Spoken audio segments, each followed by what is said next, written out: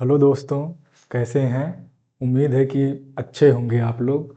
तो आइए जो है डीएलएड फोर्थ सेमेस्टर का डीएलएड फोर्थ सेमेस्टर सामाजिक विज्ञान, ठीक, सामाजिक विज्ञान का पेपर किया जाए। आपका पेपर जो है फरवरी जनवरी माह में प्रस्तावित है, सेकंड सेमेस्टर का और फोर्थ सेमेस्टर का।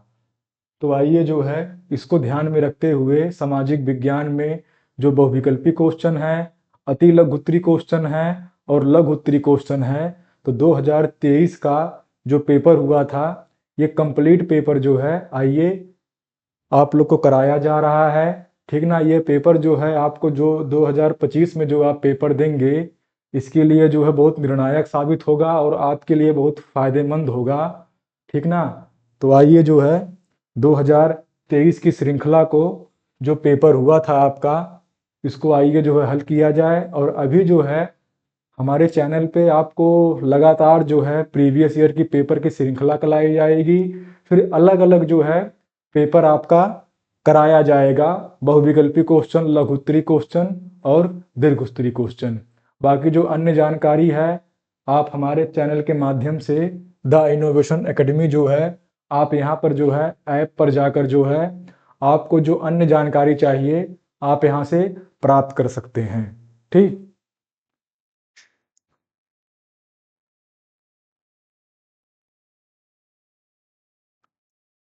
तो चलिए क्वेश्चनों की श्रृंखला शुरू की जाए सामाजिक विज्ञान के अंतर्गत, ठीक ना। सभी प्रश्न अनिवार्य है। प्रत्येक प्रश्न के निर्धारित अंक प्रश्न के सम्मुख दिए गए हैं। इस प्रश्न पत्र में 3 प्रकार के वस्तुनिष्ठ प्रश्न, अति लघुत्तरी प्रश्न और लघुत्तरी प्रश्न जो है, ठीक। और इसके अलावा जो है उनका कितने कितने शब्दों में आपको लिखना है और कितने अंकों के प्रश्न है, ये सब आपका दिया गया है। तो आइए जो है शुरू किया जाए, ठीक। आत्माराम पांडुरंग ने किसकी स्थापना की थी? आत्माराम पांडुरंग ने किसकी स्थापना की थी?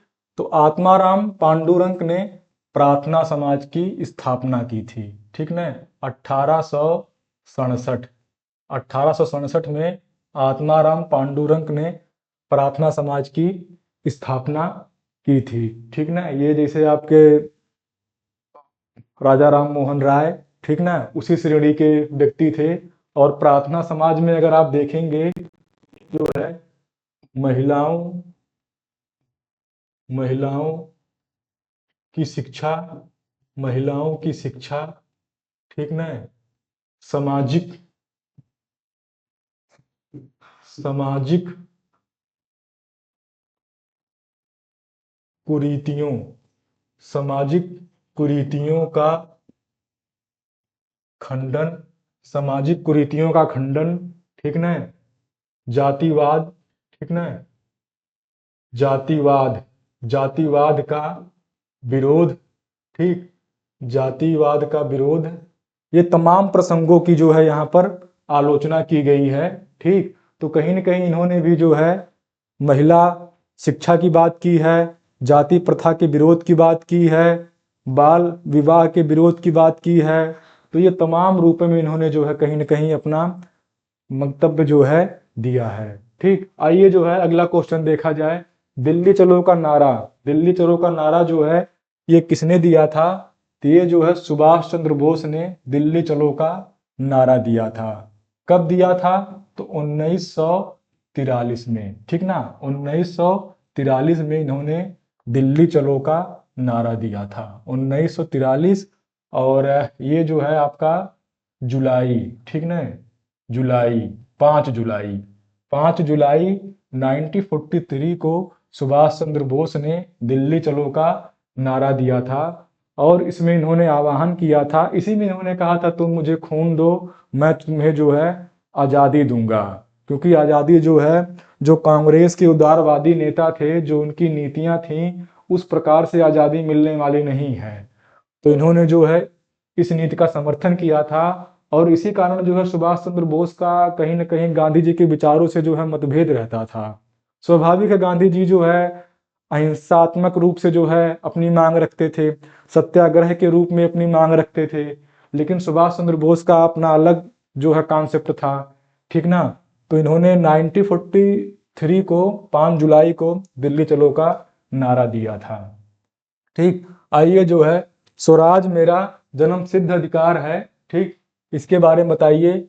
स्वराज मेरा जन्म सिद्ध अधिकार है, यह जो है यह स्टेटमेंट जो है किसका है, ठीक। स्वराज मेरा जो है, तो ये जो है बाल गंगाधर तिलक का है। तिलक का ये विचार था, स्वराज मेरा जन्म सिद्ध अधिकार है।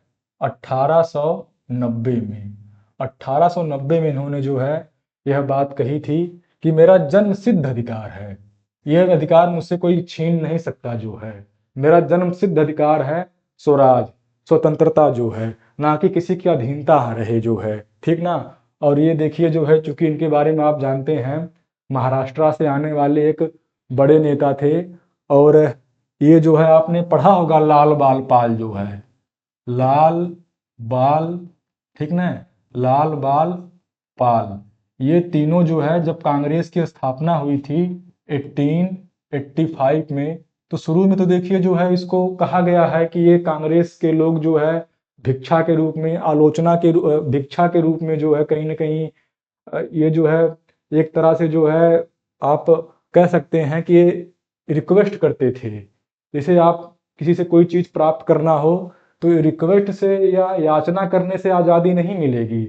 आजादी के लिए आपको लड़ना पड़ेगा, विद्रोह करना पड़ेगा, अपनी स्वतंत्र आवाज को बुलंद करना पड़ेगा। तो ये जो है शुरुआत में जो लगभग आपका 10 वर्ष बीतेगा, 1895 तक जो है लगभग आप देखिएगा, 95 से लेकर 1900 तक देखिएगा, आपके जो नेता थे वो तमाम उदारवादी थे।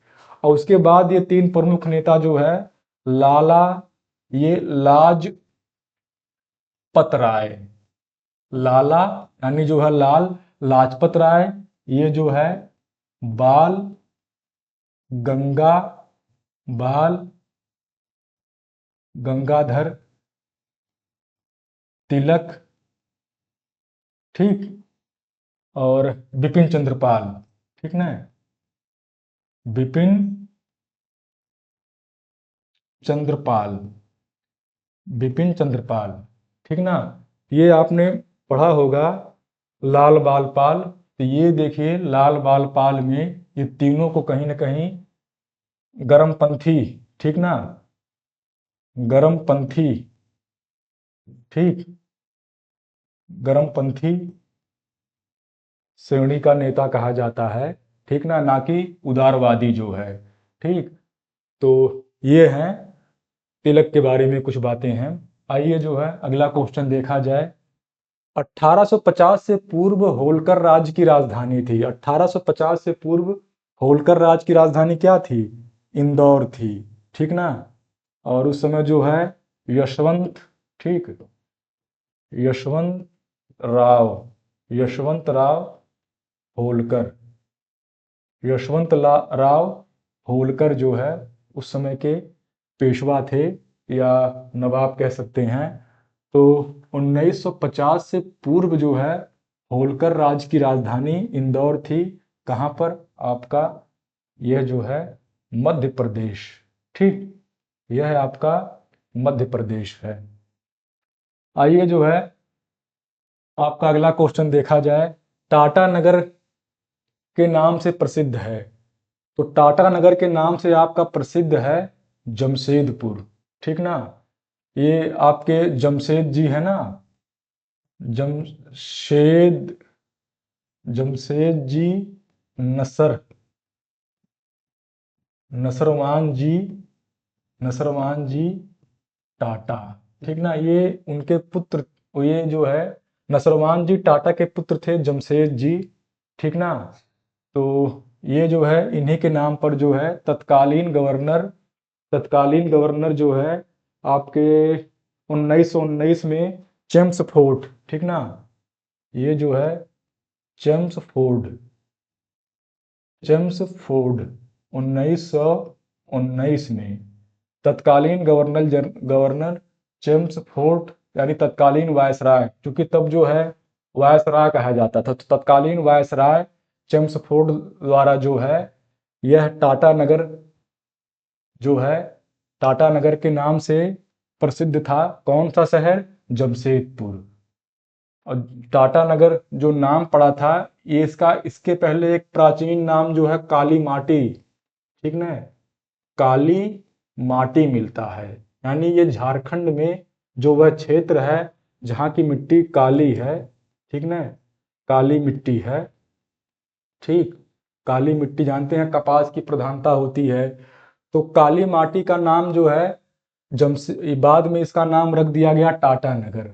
और ये टाटा नगर जो प्रसिद्ध है, और फिर टाटा नगर देखिए, टाटा नगर अभी भी वहाँ के स्टेशन का नाम है, रेलवे स्टेशन का नाम टाटा नगर है। लेकिन टाटा नगर के बाद उस शहर का नाम जो है जमशेदपुर हो गया। और जमशेदपुर जो है, यह जो है जमशेद जी नसरवान जी टाटा थे, यानी टाटा।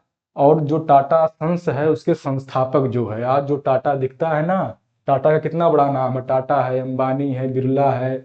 तो ये टाटा समूह के संस्थापक थे जमशेद जी, ठीक ना।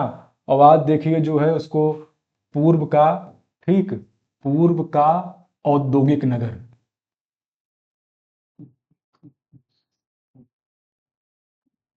ठीक ना, पूर्व का औद्योगिक नगर जो है कहा जाता है, ठीक। ये है कहाँ? तो यह है आपका जो है झारखंड, ठीक, ठीक ना, झारखंड राज्य में है। स्टील उत्पादन के लिए क्यों प्रसिद्ध है? स्टील, ठीक ना, स्टील उत्पादन, स्टील उत्पादन हब, स्टील उत्पादन हब के लिए जो है यह आपका प्रसिद्ध है, ठीक।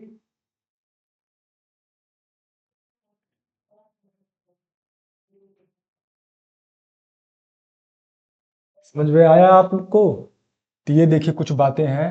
आइए अब अगला क्वेश्चन देखा जाए। नरौरा जो है, नरौरा आपका किस लिए प्रसिद्ध है?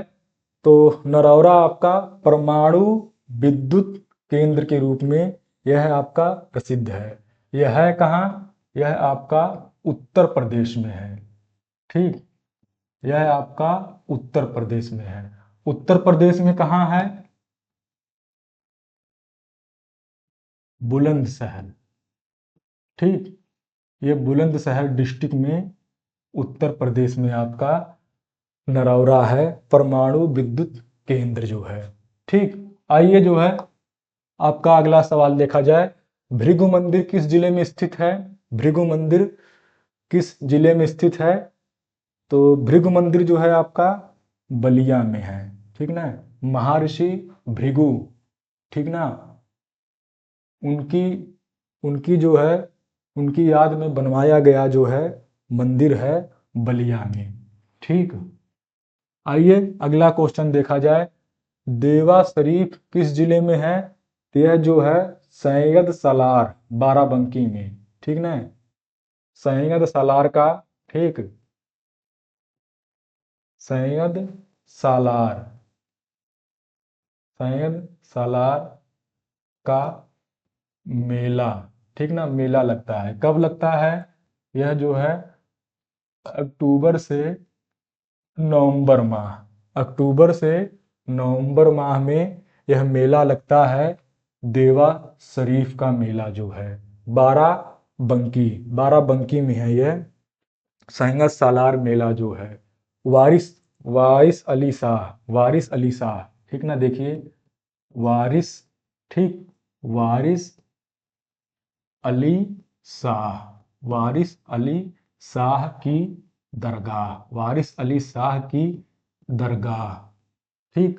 वारिस अली शाह की दरगाह पर यह मेला जो है आपका लगता है प्रत्येक वर्ष अक्टूबर से नवंबर माह में। और यह जो है आपका उत्तर प्रदेश के बाराबंकी डिस्ट्रिक्ट में है, यह आपका, ठीक। आइए अब अगला सवाल देखा जाए। चौरी चौरा कांड कब हुआ था? तो यह गोरखपुर में हुआ था। चौरी चौरा कांड गोरखपुर में हुआ था 4 फरवरी 1922। 4 फरवरी 1922 को आपका यह कांड हुआ था। और इसके अगले ही दिन 5 फरवरी 1922 को महात्मा गांधी ने यू टर्न ले लिया। यानी जो है चौरा चौरी कांड होने के नाते जो है यहाँ पर जनता द्वारा जो है एक पुलिस को आग लगा दिया गया, पुलिस थाने को, जिसमें काफ़ी पुलिसकर्मी जो है, बहुत ज़्यादा पुलिसकर्मी मारे गए जो है। और इससे व्यथित होकर जो है महात्मा गांधी जी द्वारा जो है चौरा चौरी कांड वापस ले लिया गया। और 1920 में जो है असहयोग आंदोलन, ठीक ना, 1920 में असहयोग आंदोलन जो है प्रारंभ हुआ था।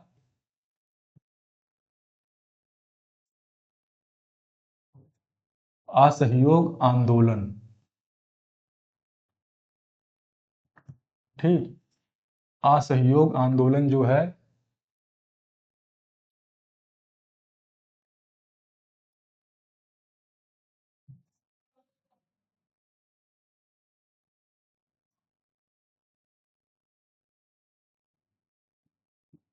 असहयोग असहयोग आंदोलन जो है 1920 में यह आपका प्रारंभ हुआ था। और जब ये घटना होती है 4 फरवरी को, तो इसके बाद जो है अगले दिन 5 फरवरी को यह जो है आपका वापस लिया गया।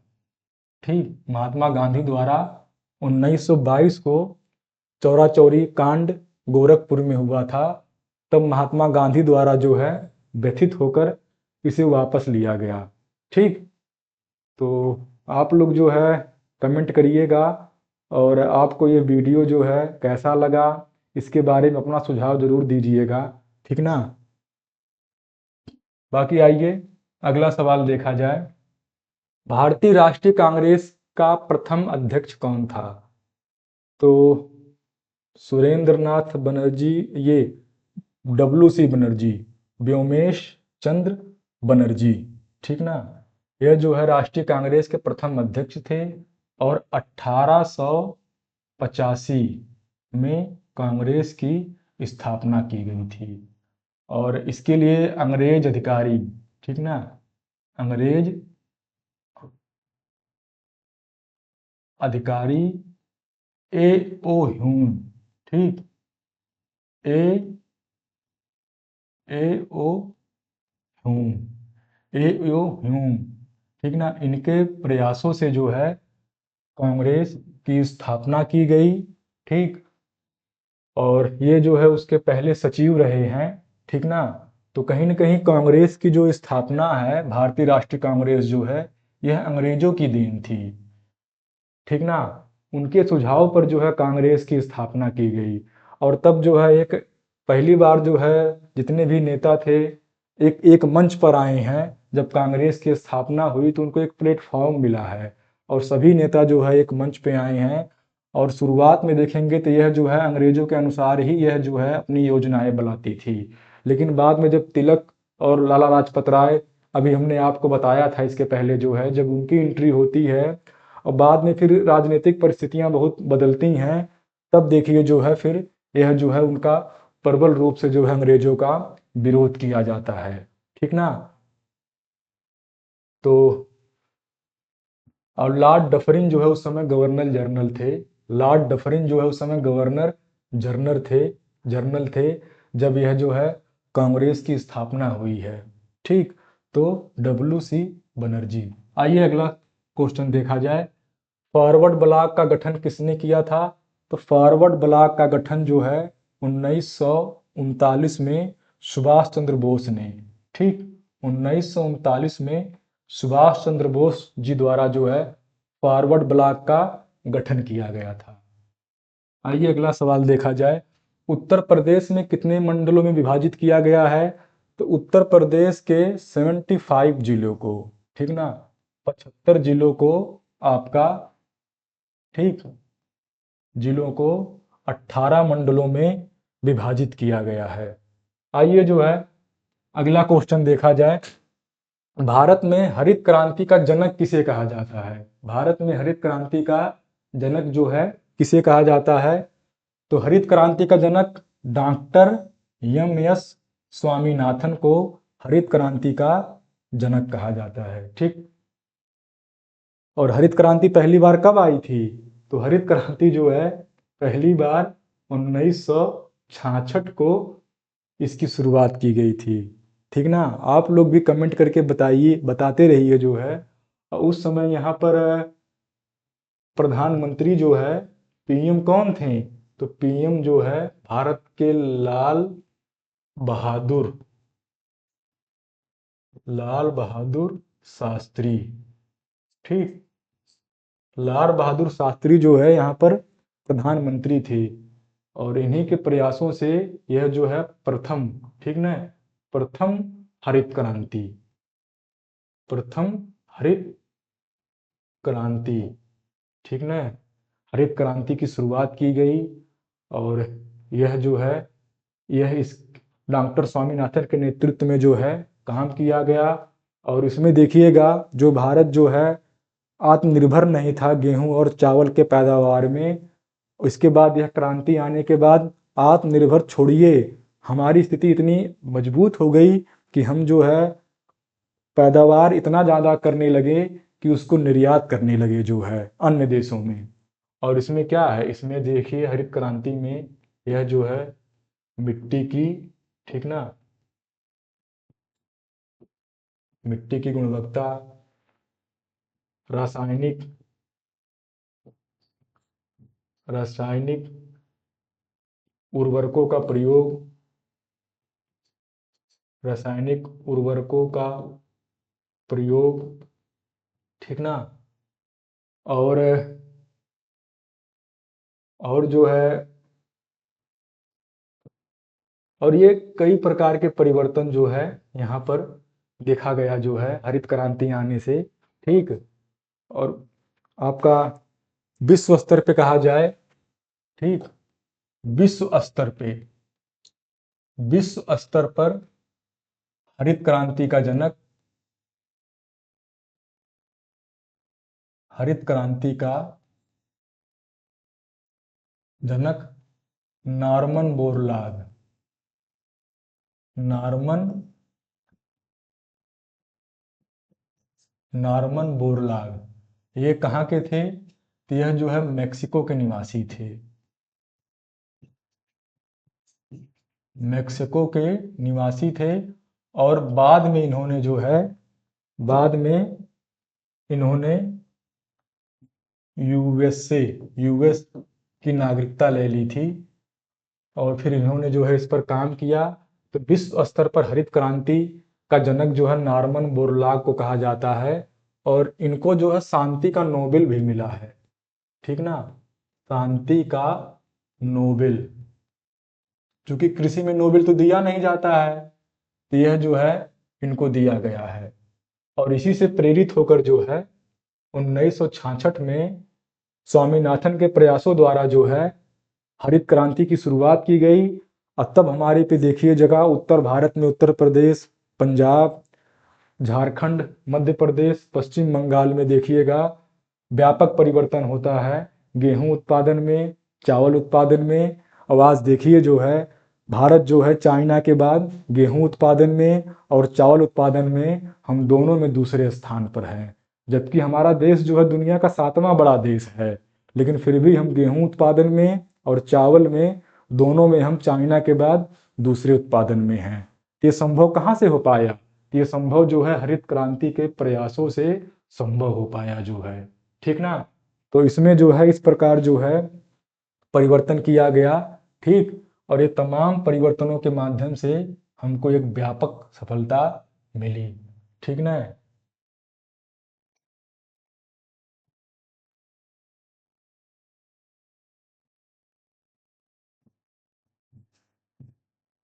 सिंचाई, ठीक, रासायनिक उर्वरक का प्रयोग, मिट्टी की गुणवत्ता, सिंचाई, ठीक ना। और जो है आपका इसमें जो है मजदूरी,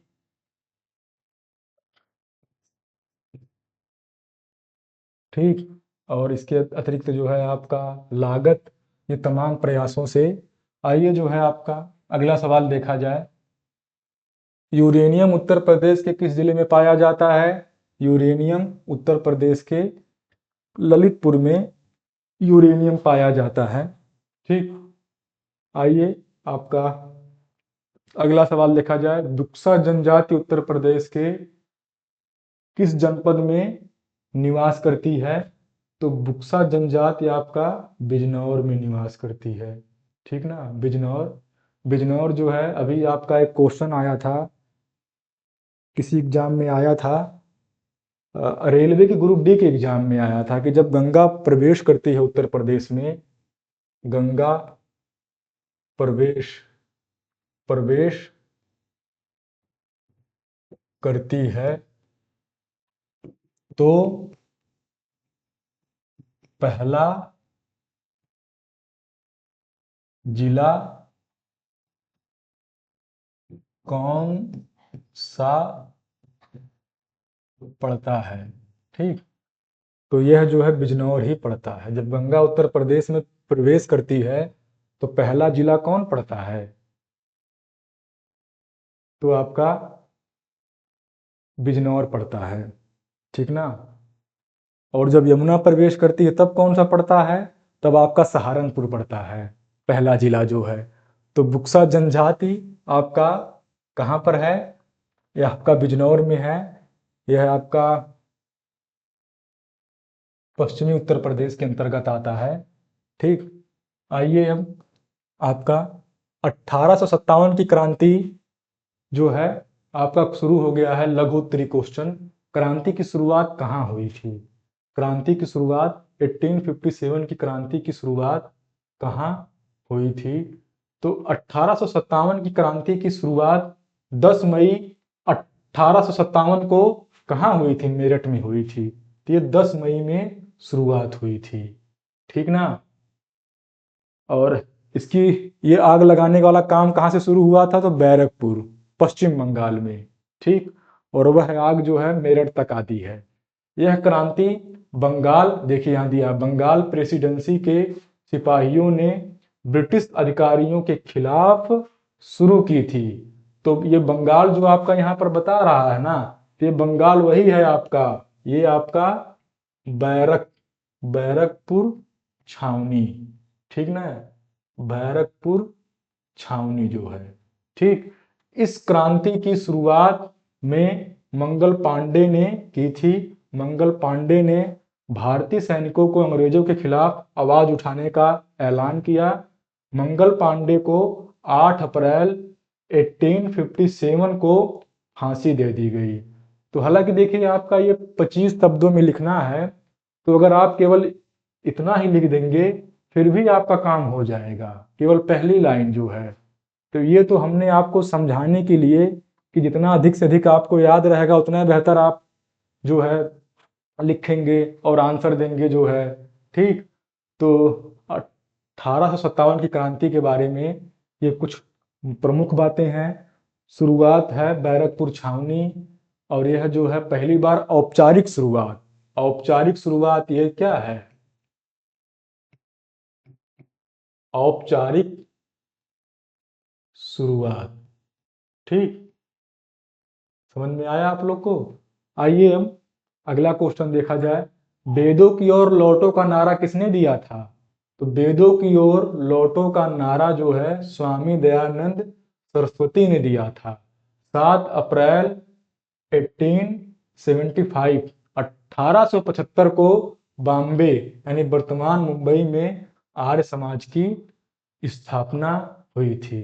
ठीक ना, और वेदों की ओर लौटे मतलब जो जो हमारी सनातन परंपरा है उस तरफ जो है फिर लौटा जाए। जो हमारे वेद हैं, उपनिषद हैं, पुराण हैं, ठीक ना, जो उसमें कहीं ना कहीं जो वहाँ का तब का समाज रहा है, महिलाओं की स्थिति जो रही है, तो ये कहीं ना कहीं इन्होंने आह्वान किया था कि जो पाश्चात्य सभ्यता है उसका त्याग किया जाए और वेदों की ओर लौटने का मतलब जो है प्राचीन जो हमारी सनातन परंपरा है उसका पालन किया जाए।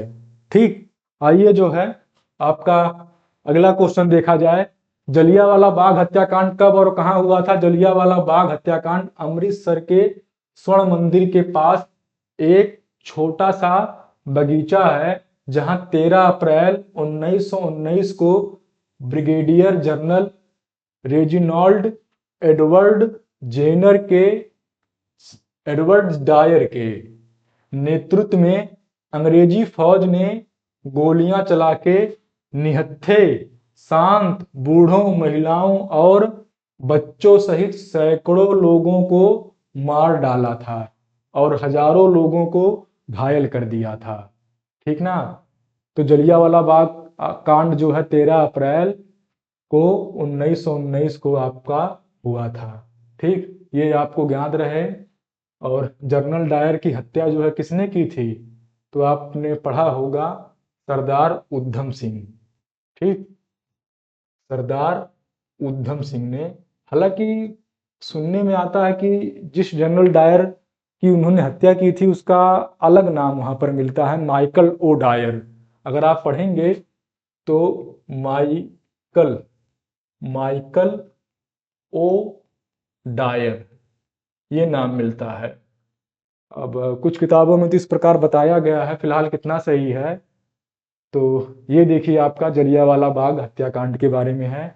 आइए आपका अगला सवाल देखा जाए।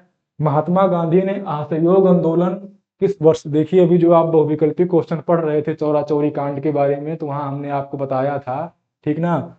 तो महात्मा गांधी ने असहयोग आंदोलन जो है 1 अगस्त 1920 को शुरू किया था। यह आंदोलन भारतीयों को ब्रिटिश सरकार से अपना सहयोग वापस लेने के लिए प्रेरित करने के लिए शुरू किया गया था। इसका मकसद था कि अंग्रेजों को स्वशासन देने के लिए प्रेरित किया जाए। स्वशासन देने के लिए जो है कहीं ना कहीं प्रेरित किया जाए। तो इस कारण से असहयोग आंदोलन जो है आपका शुरू हुआ था महात्मा गांधी द्वारा जो है। ठीक, आइए आपका अगला क्वेश्चन।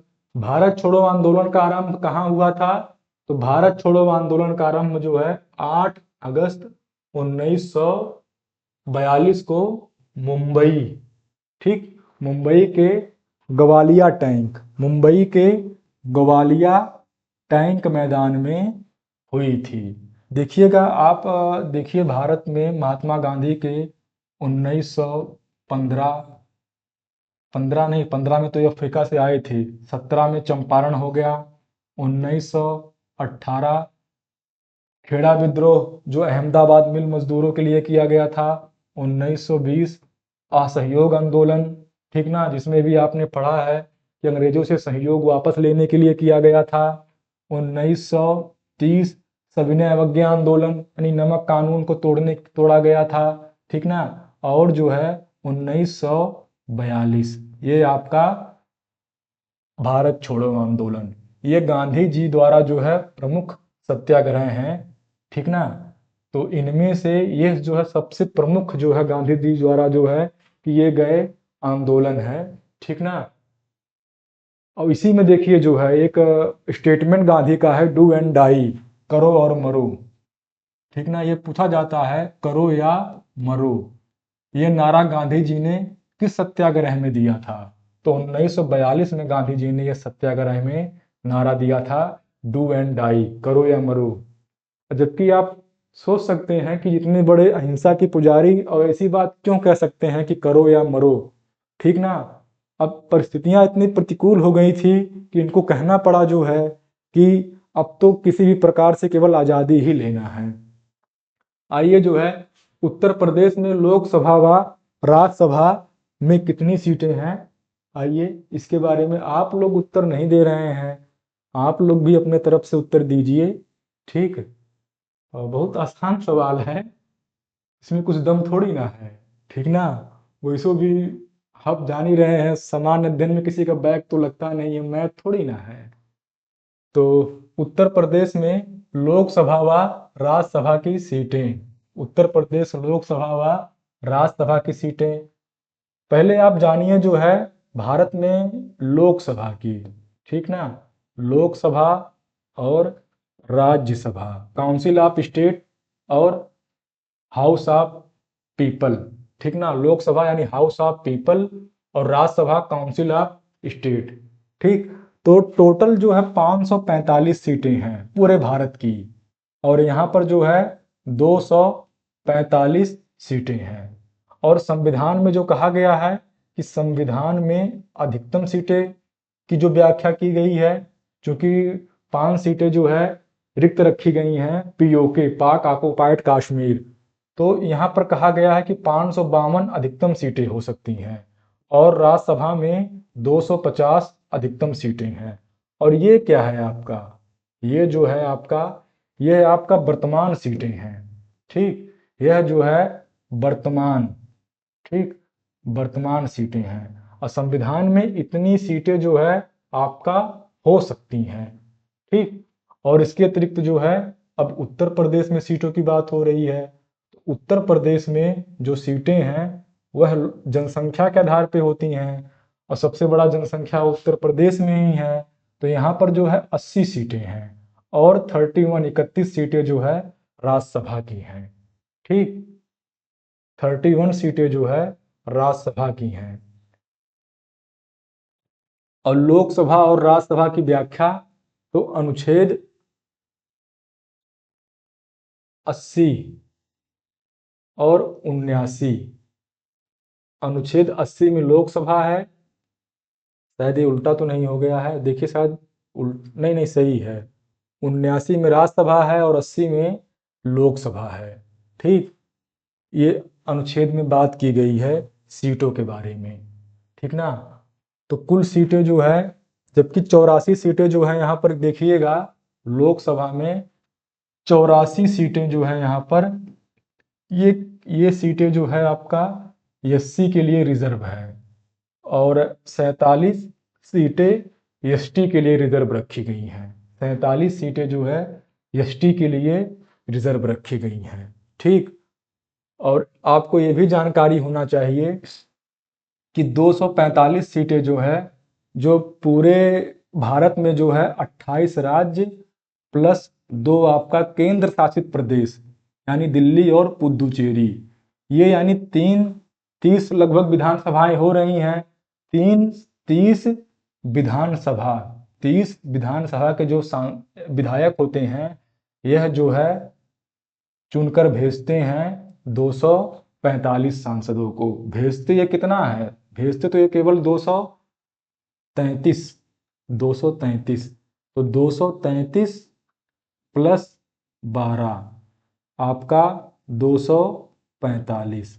ठीक, अब ये 12 कौन है, ये 12 जो है मनोनीत, ये 12 कौन है, ये राष्ट्रपति द्वारा जो है मनोनीत किए जाते हैं। विज्ञान है, कला है, साहित्य है, समाज सेवा है, तो अलग अलग क्षेत्रों से ये 12 लोग जो है मनोनीत किए जाते हैं। और 233 लोग जो है, ये 30 विधानसभाएं जो है, जैसे आपका कैसे है, उत्तर प्रदेश में 31 है, महाराष्ट्र में 19 है, बिहार में आपका 16 है, पश्चिम बंगाल में भी 16 है, और 8 सीटें पंजाब में हैं। तो इस प्रकार जो है वहाँ जनसंख्या के आधार पर सीटें जो है रखी गई हैं। उस आधार पर जो है पूरे भारत से राज्यसभा से 245 जो सांसद हैं वो चुनकर जाते हैं। तो ये जो है जनता द्वारा डायरेक्ट नहीं है, जनता द्वारा इनडायरेक्ट है। यह जो है जनता द्वारा डायरेक्ट जो है चुनाव होता है। लोकसभा आपका क्या है, अस्थायी है। ठीक, लोकसभा क्या है, वह आपका अस्थायी है। और ये जो आपका राज्यसभा है, यह आपका स्थायी है। यह क्या है, यह आपका स्थायी हाउस है, स्थायी सदन है आपका राज्यसभा। ठीक, यहाँ पर दिख नहीं रहा है क्या,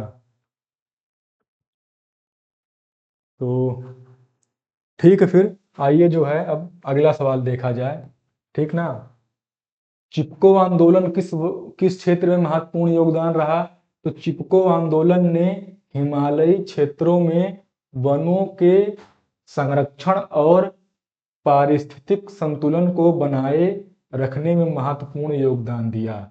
यानी क्या है, ये जो पेड़ों को लोग काटते थे, तो ये जो वहाँ के स्थानीय लोग थे, उनका नाम देखिए गौरा देवी है, और एक नाम और मिलता है। यह लोग जो है पेड़ों को पकड़कर चिपक जाते थे। कि अगर काटना है तो हमें काटिए, हम पेड़ों को काटने नहीं देंगे। तो यानी जो है क्या है, पारिस्थितिक संतुलन को बनाए रखने के लिए तो ये मूवमेंट जो है चलाया गया था उत्तराखंड में। ठीक, उत्तराखंड जो है, ठीक ना, उत्तराखंड में यह मूवमेंट चलाया गया था, चिपको आंदोलन। ठीक, आइए अब आपका अगला क्वेश्चन देखा जाए। विश्व ओजोन दिवस कब मनाया जाता है? तो 1994 में संयुक्त राष्ट्र महासभा ने 16 सितंबर, ठीक ना, ये डेट है ओजोन दिवस की, को ओजोन परत के संरक्षण के लिए, ठीक ना, अंतरराष्ट्रीय दिवस घोषित किया गया, जो 1987 में ओजोन परत को नष्ट करने वाले पदार्थों पर मॉन्ट्रियल प्रोटोकॉल, मॉन्ट्रियल आपका कहाँ पर है, कनाडा में है, मॉन्ट्रियल प्रोटोकॉल, ठीक ना, पर हस्ताक्षर की तिथि की याद में मनाया जाता है। तो मॉन्ट्रियल प्रोटोकॉल जो हुआ था उस समय यह जो है सुनिश्चित किया गया था, मॉन्ट्रियल प्रोटोकॉल में सुनिश्चित किया गया था पहली बार जो है, और तब से जो है हर वर्ष ओजोन दिवस मनाया जाता है।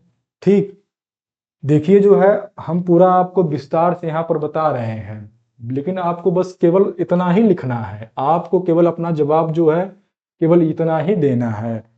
लेकिन आप कंप्लीट जाने रहेंगे तो अच्छा रहेगा, ताकि फिर जो आपको पेपर देना है तो हो सकता है उसमें कुछ और पूछ ले, उसमें यही पूछ ले कि यह जो है पहली बार जो है किस सम्मेलन में जो है ओजोन संरक्षण के बारे में जो मनाया जा रहा है, पहली बार कब जो है इसके बारे में विचार किया गया और सम्मेलन किया गया, तो कम से कम आप बता सकते हैं आसानी से। ठीक, आइए अगला सवाल, उत्तर प्रदेश में सबसे न्यूनतम जनसंख्या घनत्व वाला जिला जो है कौन सा है? तो उत्तर प्रदेश में सबसे कम जनसंख्या वाला, सबसे कम जनसंख्या घनत्व वाला, डेंसिटी, यानी जो है आपका ललितपुर, इसका जनसंख्या घनत्व जो है 242 है। वहीं उत्तर प्रदेश में कुछ और जिलों के जनसंख्या घनत्व के बारे में जानकारी, सोनभद्र और हमीरपुर।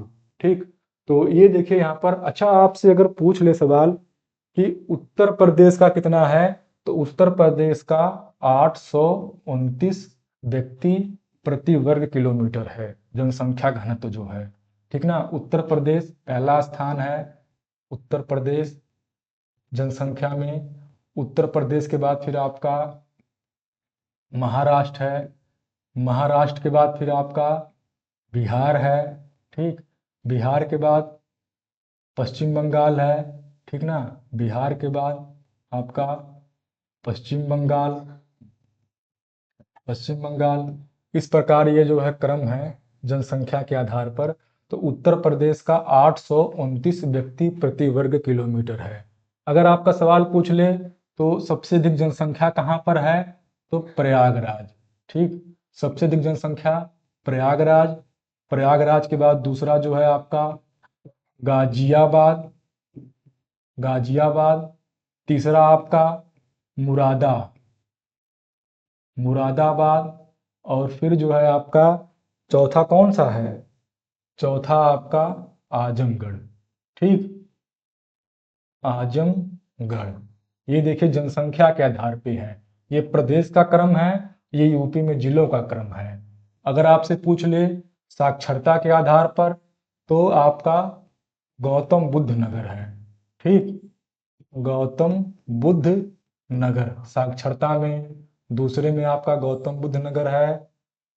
फिर इसके बाद जो है आपका औरैया है, इटावा है, यहाँ पर कानपुर, कानपुर दूसरे पे नहीं है, दूसरे पे आपका, तीसरे पे आपका औरैया है, औरैया, चौथे पे आपका इटावा, और दूसरे पे कानपुर है या कोई और है, शायद कानपुर ही है, देख लीजिएगा आप लोग, कानपुर, ठीक ना। ये साक्षरता के आधार पर है। अभी आपसे पूछ ले लिंगानुपात के आधार पर, ठीक, लिंगानुपात, अगर अभी आपसे लिंगानुपात के बारे में बोल दे, तो लिंगानुपात में आपका सर्वाधिक जौनपुर, ठीक, जौनपुर के बाद आपका आजमगढ़, आजमगढ़, देवरिया, देवरिया, ये जो है आपका, ये आपका लिंगानुपात है। तो ये आपका साक्षरता, ठीक, ये आपका साक्षरता का क्रम है। और ये जो है जनसंख्या, ठीक, ये जनसंख्या का क्रम है, ठीक। और ये जो है प्रदेश, भारत के प्रदेश जो है। अच्छा, उत्तर प्रदेश की साक्षरता जो है इस समय कितने परसेंट है? तो 67.64, हाँ 67 ठीक ना, ये समथिंग है उत्तर प्रदेश की साक्षरता। पुरुष साक्षरता 77% है, महिला साक्षरता 57% है, ठीक। और अगर लिंगानुपात यहाँ पर पूछ लिया जाए उत्तर प्रदेश का, तो लिंगानुपात 912 है, 1000 पे, यानी प्रति 1000 पे, ठीक, प्रति 1000 पे 912 है लिंगानुपात, प्रति 1000 पे 912। और साक्षरता 67.26 है, ठीक। और पुरुष साक्षरता 77 दशमलव कुछ है, और महिला जो है 57.34 है, 57 और 77 और 67, ठीक। और ये जनसंख्या का है प्रयागराज, गाजियाबाद, मुरादाबाद, आजमगढ़। और ये जो है जनघनत्व में, जहाँ जनघनत्व में आपका सर्वाधिक गाजियाबाद, गाजियाबाद है। फिर इसके बाद आपका गाजियाबाद के बाद वाराणसी, गाजियाबाद के बाद वाराणसी, वाराणसी है, गाजियाबाद, वाराणसी। और तीसरा आपका कानपुर, ठीक, कानपुर, ठीक ना। और कुल, और ये आपका क्या है, ये आपका जनघनत्व है। अब कितना है कुल, तो यहाँ पर दर्शाया गया है 829 व्यक्ति प्रति वर्ग किलोमीटर। अभी अगर भारत का पूछ ले, तो भारत का जनघनत्व कितना है, तो यह है आपका 342 है, 342 प्रति वर्ग किलोमीटर। और भारत में जो लिंगानुपात है, यह है आपका 943 है, 943 है। और साक्षरता अगर पूछ ले, तो 73% जो है साक्षरता है भारत की, ठीक। तो ये जो है कुछ प्रमुख आंकड़े हैं। और यहाँ पर आपका सवाल पूछा गया था, क्या पूछा गया था? न्यूनतम जनसंख्या घनत्व, ठीक, न्यूनतम जनसंख्या घनत्व, ठीक। तो आपका ललितपुर है। अभी अगर आप पूछ ले कि न्यूनतम जनसंख्या कहाँ पर है, तो न्यूनतम जनसंख्या जो है आपका महोबा है, जहाँ सर्वाधिक पान के पत्ते मिलते हैं, महोबा न्यूनतम जनसंख्या, ठीक ना। तो इस प्रकार देखिए, अगर आप आंकड़े पढ़ेंगे तभी जो है आप बेहतर स्कोर कर पाएंगे। आइए अगला सवाल देखा जाए। भारत कला भवन कहाँ पर है? बहुत अच्छा सवाल है। यह आपका कहाँ पर है? तो बीएचयू, बनारस हिंदू यूनिवर्सिटी, काशी हिंदू विश्वविद्यालय के प्रांगण में है, यह आपका वाराणसी, ठीक ना। तो इसके प्रांगण में जो कैंपस है, कैंपस के अंतर्गत एक अलग से भवन है, जिसे हम क्या कहते हैं, जिसे हम जो है भारत कला भवन, भारत कला भवन कहते हैं, भारत कला भवन कहते हैं, ठीक। आइए अगला सवाल देखा जाए। सूचना का अधिकार भारत में किस वर्ष लागू हुआ? तो देखिए, अभी देखिए, हमारे भारत के एक अच्छे और बहुत ही कुशल अर्थशास्त्री रहे डॉक्टर मनमोहन सिंह का निधन हुआ है आज के ही डेट में। तो उन्हीं का देखिए बहुत बड़ा योगदान रहा है। 12 अक्टूबर 2005, 12 अक्टूबर 2005 को आपका right to information, right to, तो सूचना का अधिकार जो है लागू किया गया मनमोहन सिंह के सरकार में, यूपीए फर्स्ट में, जो उनका पहला कार्यकाल था 2004 से लेकर 9। ठीक ना। आज देखिए जो है, आज तो 28 तारीख है। 27 अक्टूबर, नहीं 27 दिसंबर 2024 को प्रधानमंत्री मनमोहन सिंह का निधन हुआ है। ठीक। तो इतनी बड़ी उपलब्धि थी। सूचना का अधिकार जो है उनके कार्यकाल में यह जो है लागू हुआ। ठीक ना। और यहाँ पर देखिए जो है कहीं न कहीं शासन में ट्रांसपेरेंसी, पारदर्शिता बढ़ी है इसके आने से। तो स्वीकृति कब मिली? 5 जून 2005 को भारत के राष्ट्रपति ने स्वीकृति दी और 21 जून 2005 को अधिसूचित किया गया और 12 अक्टूबर 2005 को लागू किया गया। ठीक। तो इसके लिए जो है आप देखिएगा, और ये उनके कार्यकाल की एक बहुत बड़ी उपलब्धि रही है मनमोहन सिंह के कार्यकाल की। भारत में पवन ऊर्जा के उत्पादन में, भारत के पवन ऊर्जा के उत्पादन में कौन सा राज्य अग्रणी है? तो पवन ऊर्जा के उत्पादन में तमिलनाडु आपका भारत में अग्रणी राज्य है। तमिलनाडु में पवन ऊर्जा की स्थापित क्षमता सबसे ज्यादा है। तमिलनाडु में पवन ऊर्जा उत्पादन क्षमता के मामलों में देश का लगभग 24% है। अच्छा, अगर तमिलनाडु के बाद अगर कहा जाए तो आपका गुजरात है। ठीक ना। गुजरात है, और गुजरात के बाद फिर आपका महाराष्ट्र। गुजरात के बाद आपका महाराष्ट्र है। ठीक। गुजरात के बाद महाराष्ट्र है। ठीक। आलू उत्पादन में उत्तर प्रदेश का कौन सा राज्य प्रथम है? आलू उत्पादन में उत्तर प्रदेश का कौन सा स्थान है? अच्छा, स्थान। तो आलू उत्पादन में उत्तर प्रदेश का पहला स्थान है, स्वाभाविक है। आलू में है, इसके अतिरिक्त जो है गन्ना है, फिर जो है आपका गेहूं है। ठीक। ये सब, इसके अतिरिक्त जो है आपका दुग्ध है, दूध उत्पादन हो गया। ठीक।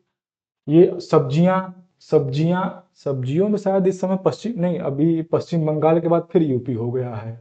ठीक ना। सब्जियां उत्पादन, ये सब में जो है उत्तर प्रदेश पहले स्थान में है।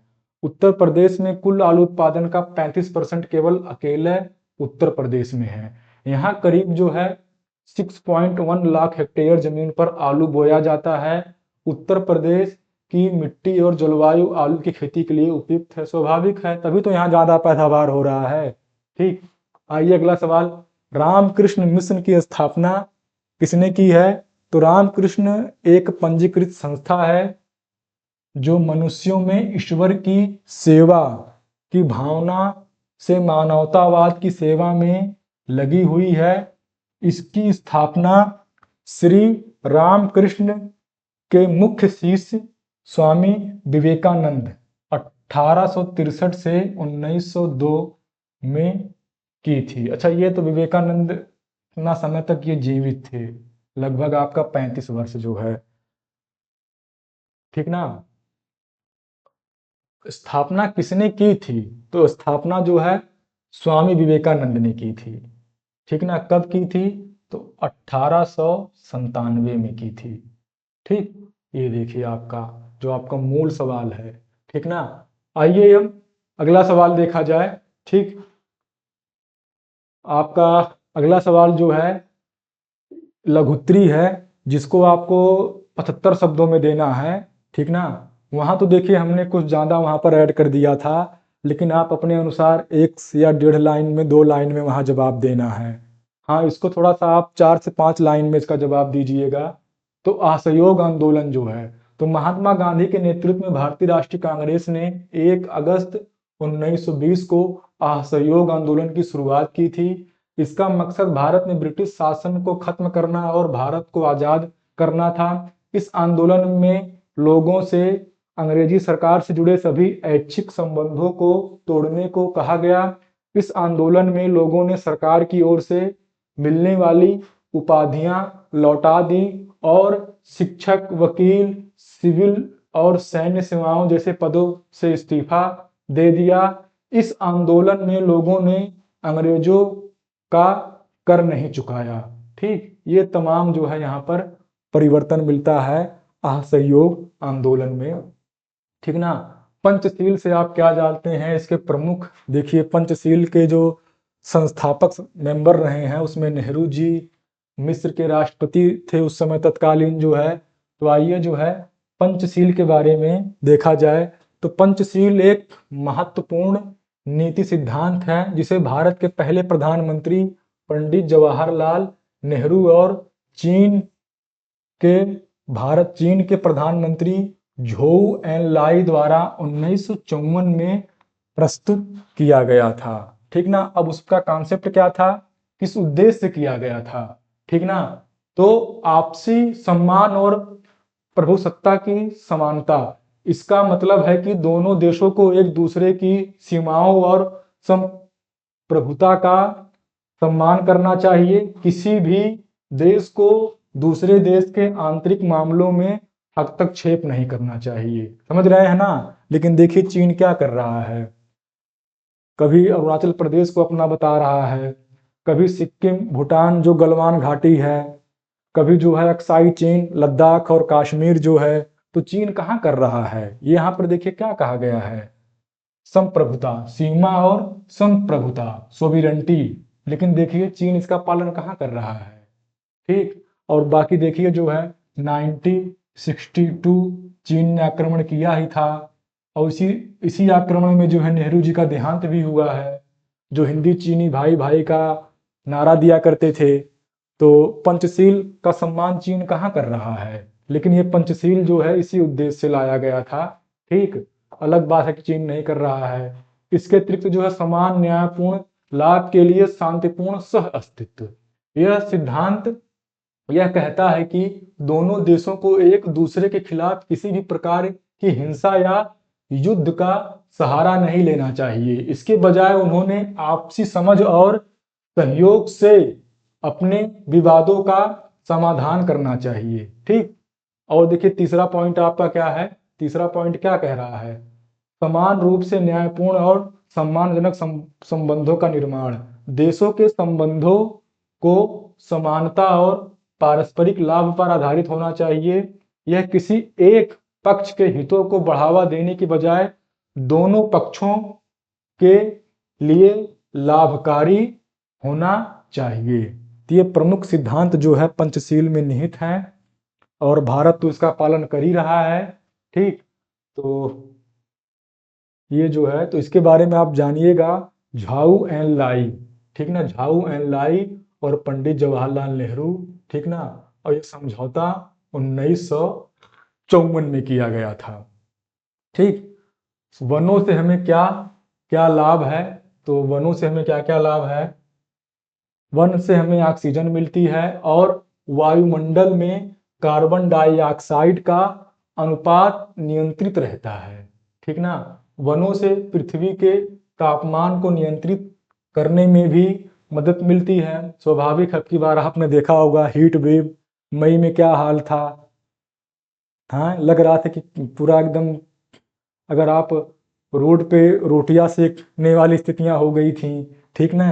तो हीट वेव आपने देखा ही है। और ये क्या कारण है, यहाँ पर क्या कहा जा रहा है, पृथ्वी के तापमान को नियंत्रित करने में।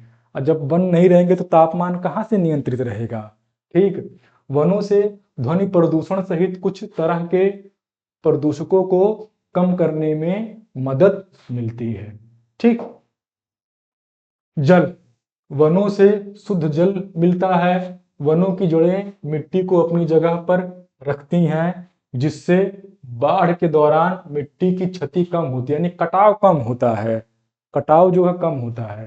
फिर इकोनॉमिक रूप से आर्थिकी, वनों से लकड़ी, लाख, गोंद, रबड़, रंग, कार्क, टेनिन आदि मिलते हैं।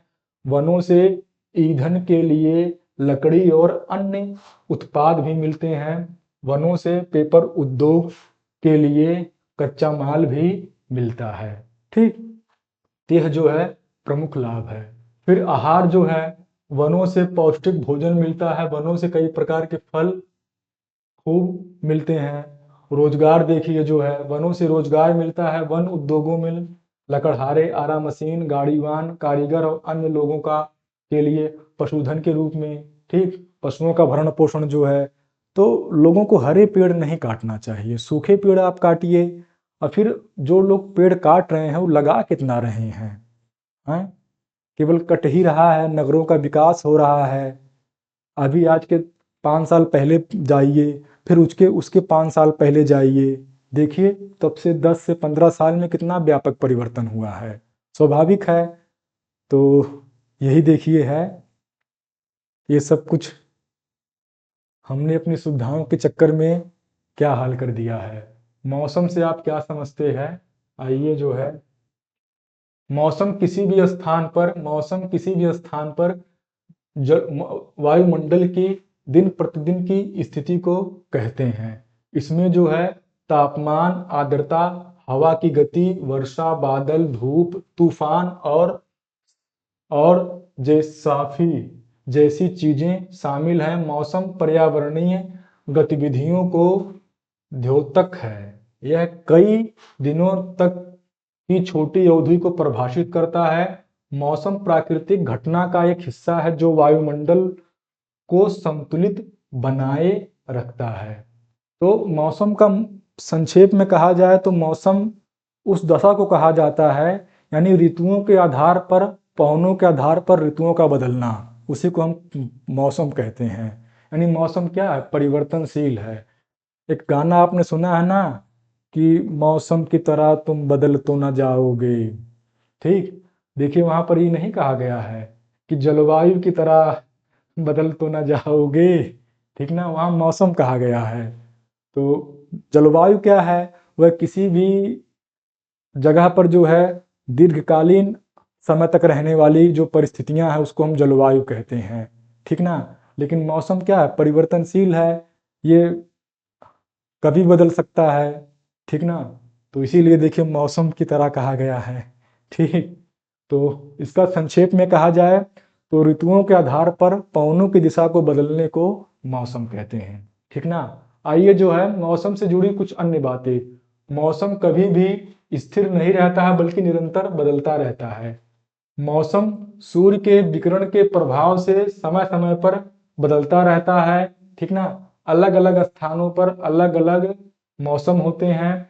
मौसम का पूर्वानुमान लगाने के लिए मौजूदा परिस्थितियों, हवा और बादलों की गति, ऐतिहासिक पैटर्न, दबाव में बदलाव और कंप्यूटर मॉडल का इस्तेमाल किया जाता है। ये तमाम जो है अन्य बातें हैं मौसम से जुड़ी हुई। राष्ट्रीय उद्यान और अभ्यारण्य जो है, अभ्यारण्य और राष्ट्रीय उद्यान, राष्ट्रीय पार्क में क्या अंतर है, यहाँ आइए इसको समझा जाए। तो वन्य जीव अभ्यारण्य मानवीय गतिविधियों की अनुमति होती है, किसी भी मानवीय गतिविधियों की अनुमति नहीं होती है राष्ट्रीय पार्क में। इसका मुख्य उद्देश्य किसी भी विशेष वनस्पति या जीव की रक्षा करना। इसमें वनस्पति, जीव जंतु या ऐतिहासिक भौगोलिक महत्व की कोई अन्य वस्तु शामिल हो सकती है। कोई निश्चित सीमा नहीं होती है, सीमाएं निश्चित और परिभाषित हैं। आमतौर पर जनता के लिए खुला नहीं रहता है, ठीक। और यह जो है आम जनता के लिए खुला रहता है, ठीक ना।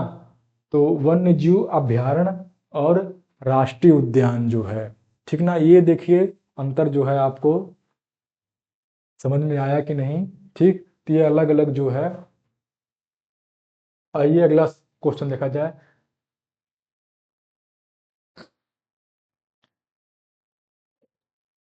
पर्यावरण प्रदूषण किसे कहते हैं? यह कितने प्रकार का होता है? ठीक, देखिए अब आपका समाप्त होने वाला है। पर्यावरणीय प्रदूषण जो है किसे कहते हैं? पर्यावरणीय प्रदूषण का मतलब है मानवीय गतिविधियों या प्राकृतिक घटनाओं के कारण पर्यावरण में अवांछित तत्वों का प्रवेश होना, ठीक ना। प्रदूषक पदार्थ तरल, ठोस या गैसीय हो सकते हैं। प्रदूषण के कई प्रकार होते हैं जैसे कि वायु प्रदूषण, एयर पॉल्यूशन, वाटर पॉल्यूशन, ठीक ना, ध्वनि प्रदूषण और सॉइल यानी मृदा प्रदूषण, रेडियोधर्मी प्रदूषण यानी अल्ट्रावायलेट पॉल्यूशन। तो ये अलग अलग जो है पर्यावरणीय प्रदूषण है, ठीक ना। Sound pollution. और जो है पर्यावरण के कुछ कारण ये हैं, पर्यावरणीय प्रदूषण के कुछ कारण जो है, कुछ कृषि गतिविधियों जैसे कि उर्वरकों और कीटनाशकों का ज्यादा इस्तेमाल, ठीक ना, स्वाभाविक है। ज़्यादा उर्वरकों और कीटनाशकों का ज़्यादा इस्तेमाल, जीवाश्म ईंधन को जलाना, बढ़ती आबादी और शहरीकरण की वजह से निर्माण और परिवहन गतिविधियां का बढ़ जाना। ठीक, ये क्या है? यह जो है प्रमुख कारण है। और फिर देखिए, पर्यावरणीय प्रदूषण के कई नकारात्मक प्रभाव, जैसे कि पृथ्वी पर जीवन को बनाए रखने के लिए मूल कारकों को प्रभावित करना, हवा, पानी और दूसरे पारिस्थितिक तंत्रों को नकारात्मक रूप से प्रभावित करना, इंसानों और दूसरे जीव प्राणियों के स्वास्थ्य को नुकसान पहुंचाना। तो देखिए आपका, तो ये तो बहुत व्यवहारिक क्वेश्चन है, ये तो आप अपने से भी लिख सकते हैं, देख रहे हैं क्या स्थितियां हैं। ठीक, आइए जो है विविधता में एकता का क्या अभिप्राय है। ठीक ना, विविधता में एकता जो है, आइए, विविधता में एकता का अर्थ है अनेक विभिन्नताओं के बावजूद एक साथ रहना, यानी धार्मिक, रिलीजियन, सांस्कृतिक, कल्चरल और जातिगत आस्था, भाषा, क्षेत्रीय मतभेद और समाज में कई अन्य कारक इन विविधताओं में योगदान कर सकते हैं। हमें अपनी असहमतियों से ऊपर उठकर एकजुट रहना है, यानी जहाँ जब देश की बात आए तो हमको क्षेत्रवाद, जातिवाद, धर्म है, ठीक, ये सब तमाम जो हमारे व्यक्तिगत मुद्दे हैं, इनसे हमें ऊपर उठना है। ठीक ना, आइए, क्षेत्रवाद।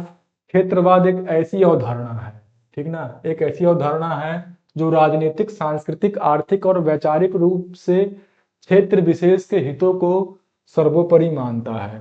भारत में क्षेत्रवाद के लिए कई कारक उत्तरदायी हैं। उदाहरण के लिए पृथक भाषा, अलग भौगोलिक पहचान, निर्जातीय पहचान, असमान विकास, धार्मिक पहचान आदि। भारत में क्षेत्रवाद की अभिव्यक्ति पृथक राज्य की मांग, विशेष राज्य या पूर्ण राज्य की मांग के साथ साथ भारतीय संघ से अलग होने के रूप में भी होती है। अलग राज्य की मांग भले कर लें, लेकिन भारतीय संघ से अलग होने की बात ना करें। ठीक ना, तो ये देखिए क्षेत्रवाद को बढ़ावा देने की स्थितियां हैं। ठीक ना, अपने जो व्यक्तिगत हित हैं इससे हमको ऊपर उठना है जहां देश की बात आए। ठीक, और फिर देखिए उत्तर प्रदेश में खनिज संपदा पर लेख लिखिए। उत्तर प्रदेश में खनिज तो बहुत कम मिलता है, थोड़ा बहुत आपका चूना पत्थर हो गया, और बहुत कम मात्रा में ललितपुर में यूरेनियम मिलता है। और इसके अतिरिक्त जो है सोनभद्र हो गया, मिर्जापुर हो गया, तो वहाँ पर कोयला।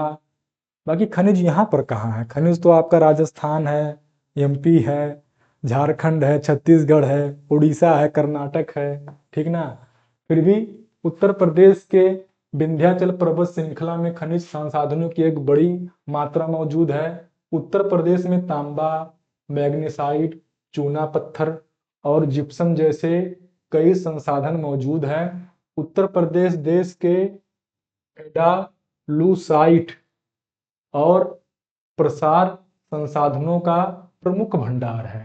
यहाँ 78% एडुलसाइट और 37% डायस्पोर और 10% पायरोफिलाइट मौजूद है। ठीक ना, लौह अयस्क विशेष रूप से मिर्जापुर, देखिए मिर्जापुर और सोनभद्र जिले में लौह अयस्क के समृद्ध भंडार हैं। पिग आयरन और स्टील का निर्माण उत्तर प्रदेश से आने वाले लौह अयस्क के लिए प्राथमिक है। तांबा अयस्क और सीसा, इसके अलावा राज्य में सीसा, ठीक ना, सीसा अयस्क और तांबा अयस्क आगरा और मथुरा जिले देश के अधिकांश तांबा के भंडार का घर हैं, जबकि झांसी और ललितपुर देश में अधिकांश सीसा जिंक भंडारों का घर है। ठीक ना, और ललितपुर में आप और देख लीजिए जो है यूरेनियम। ठीक ना, यूरेनियम, ठीक ना, बिजली उत्पादन हो गया, नाभिकीय शस्त्र के उत्पादन में इसका बहुत ही योगदान है। ठीक, एक बहुत महंगी धातु है और ये भारत में तो एकदम नाम मात्र की पाई जाती है। सर्वाधिक आपका कजाकिस्तान, ऑस्ट्रेलिया में पाई जाती है यूरेनियम धातु जो है। हाँ, यूरेनियम का एक दूसरा रूप है थोरियम, जो हमारे यहाँ, और इसके अतिरिक्त जो है अभ्रक, जो हमारे यहाँ बहुत ज़्यादा पाया जाता है। और सोना और हीरा, भले ही संसाधन बहुत बड़े ना हो, उत्तर प्रदेश में सोना और हीरा भी पाया जाता है। सोना देखिए यहाँ पर पाया जाता है, एक नदी है राम गंगा नदी, और वह नदी में जो बालू का निक्षेप है, ठीक ना, बालू का निक्षेप, बालू का निक्षेप है, उसमें देखिए पाया जाता है, छाना जाता है उसे। तो सोनभद्र और बलरामपुर जिलों में देश के अधिकांश सोने के भंडार का घर है, जबकि पन्ना क्षेत्र वह है जहां पर देश के अधिकांश हीरे के भंडार हैं। पन्ना मध्य प्रदेश और उत्तर प्रदेश का जो सीमावर्ती क्षेत्र है। ठीक, तो यह कुछ प्रमुख बातें हैं। समझ आ रहा है कि नहीं आप लोग को? अब देखिए आप लोग का समाप्त होने वाला है, ठीक ना। 40 क्वेश्चन रहते हैं, 58 क्वेश्चन आपका हो गया, 58 नहीं 38 क्वेश्चन। तो आइए फिर, समझ गए होंगे आप लोग। बेरोजगारी को परिभाषित करें और इसके उन्मूलन में चलाई जा रही दो योजना आपका नरेगा, एक तो नरेगा हो गया, और एक योजना कोई भी आप वहां पर देख लीजिए। बेरोजगारी वह स्थिति है जिसमें कई व्यक्ति कार्य करने के लिए इच्छुक और सक्षम होने के बावजूद काम प्राप्त करने में असमर्थ होते हैं। इसे उस समय की स्थिति के रूप में देखा जा सकता है जब श्रमिकों के पास उपलब्ध कार्यों के मुकाबले रोजगार के अवसर कम होते हैं। यानी श्रमिकों के पास उपलब्ध कार्यों के मुकाबले रोजगार कम होते हैं। अब भारत में तो सर्वाधिक बेरोजगारी है, और वहाँ भी उत्तर प्रदेश में सर्वाधिक है। उत्तर प्रदेश, बिहार, खासकर उत्तर भारत हो गया, ठीक ना। तो बेरोजगारी के मारे तो सबसे ज़्यादा हम लोग हैं, इसकी परिभाषा सबसे अधिक हम लोग समझेंगे। तो प्रधानमंत्री रोजगार सृजन कार्यक्रम देखिए एक हो गया, और दूसरा आपका नरेगा, अभी हमने बताया ही था। हालांकि इसके अंतर्गत कई प्रकार के रोजगार की बात हो रही है। तो बेरोजगारी उन्मूलन के लिए चलाई जा रही योजनाएं, तो महात्मा गांधी राष्ट्रीय ग्रामीण रोजगार गारंटी योजना यानी मनरेगा, यह योजना भारत सरकार द्वारा 2005 में शुरू की गई थी, जिसका उद्देश्य ग्रामीण क्षेत्रों में रोजगार के अवसर पैदा करना। इसके अंतर्गत ग्रामीण घरों को कम से कम 100 दिन का रोजगार दिया जाता है। यह योजना गरीबों को स्थिर आय प्रदान करने के साथ साथ ग्रामीण बुनियादी ढांचे के विकास में भी योगदान करती है। यानी ग्रामीण बुनियादी ढांचे, इसका मतलब क्या है? यानी जो है आप में गांव की नाली हो गया, गांव के जो चक्रोट खड़ंजा हो गया, नलकूप हो गया, आवास हो गया, ये जो राशन हो गया, ये जो बुनियादी चीजें हैं ये भी कहीं न कहीं उपलब्ध कराया जाए। और यहाँ पर देखिए मनरेगा लिखा है, और यहाँ पर देखिए 2005 में तो ये आया था आपका नरेगा, राष्ट्रीय रोजगार गारंटी अधिनियम, और इसी को जो है, इसी को मनरेगा कब किया गया? तो यह जो है 2009 में इसी को कर दिया गया मनरेगा जो है, परिवर्तित नाम जो है। ठीक, तो यह जो है आपको 100 दिन का रोजगार जो है मुहैया करा रही है, ठीक ना।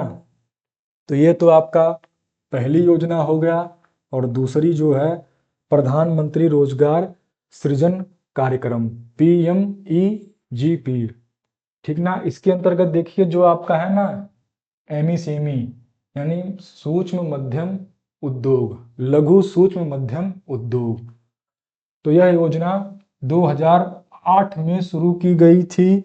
इसका उद्देश्य छोटे उद्यमों और रोजगार के अवसरों को बढ़ावा देना है। इसके तहत सरकारी, शहरी और ग्रामीण क्षेत्रों में व्यक्तियों को नए छोटे व्यवसाय शुरू करने के लिए वित्तीय सहायता प्रदान करती है जिसमें बेरोजगारी को कम किया जा सकता है। ठीक ना। तो ये आपकी जो है दो मुख्य सरकार द्वारा शुरू की गई योजनाएं हैं जो आपको रोजगार उपलब्ध कराया जा रहा है। ठीक ना। आइए फिर अगला सवाल देखा जाए। आपका लास्ट सवाल है, लास्ट क्वेश्चन। मध्याह्न भोजन कार्यक्रम कब शुरू किया गया? तो मध्याह्न भोजन कार्यक्रम यानी मिड डे मील के प्रमुख उद्देश्य सरकारी और, क्वेश्चन क्या था आपका? था उद्देश्यों के बारे में बताइए, शुरू नहीं किया गया था उद्देश्य।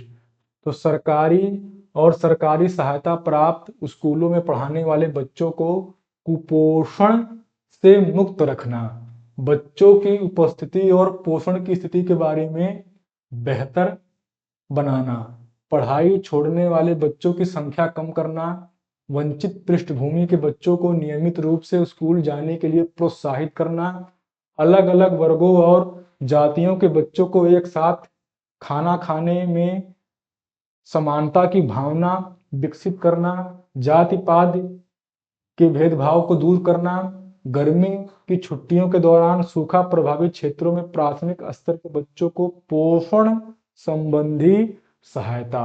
ये मिड डे मील योजना के प्रमुख जो है, मिड डे मील योजना की शुरुआत कब की गई थी? 1992। क्यों? तो ये देखिए जो है, तो ये संपूर्ण विकास जो है मध्याह्न भोजन योजना में आपका संपूर्ण जो है पोषण हो गया, शिक्षा हो गया, इसके अतिरिक्त जो है आपका, आप बच्चे जो है कौन सा ड्रेस पहनेंगे उनका ड्रेस की व्यवस्था हो गया। ठीक। तो ये सभी जो है उनके संपूर्ण विकास की बात करता है मध्याह्न भोजन योजना। ठीक। तो आज के लिए इतना ही। फिर आप लोग जो है अपना सुझाव दीजिएगा, आप लोग को यह वीडियो कैसा लगा। और इसके बाद जो है अगली श्रृंखला के साथ आपको मिलते हैं। ये तो 2023 का पेपर था। अब जो है आगे आपको 2022 का, 21 का, यानी सभी जो कंप्लीट पेपर है ये कराया जाएगा। और यह जो है आगामी आप जो पेपर देंगे जनवरी माह 2025 में, जिसके लिए आपको बहुत ही उपयोगी साबित होगा। ठीक। और इस प्रकार जो है हमारे इस प्लेटफॉर्म पे आपको मैथ है, बाल विकास, सीडीपी, विज्ञान, हिंदी और सामाजिक विज्ञान, यानी जितने आपके डीएलएड में पेपर कराए जाते हैं सब यहाँ पर जो है हल कराया जाएगा।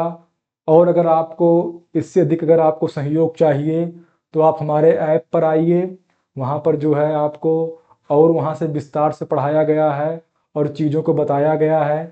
तो आज के लिए आप लोग को धन्यवाद और उम्मीद है कि आप लोग को अच्छा लगा होगा। Take care.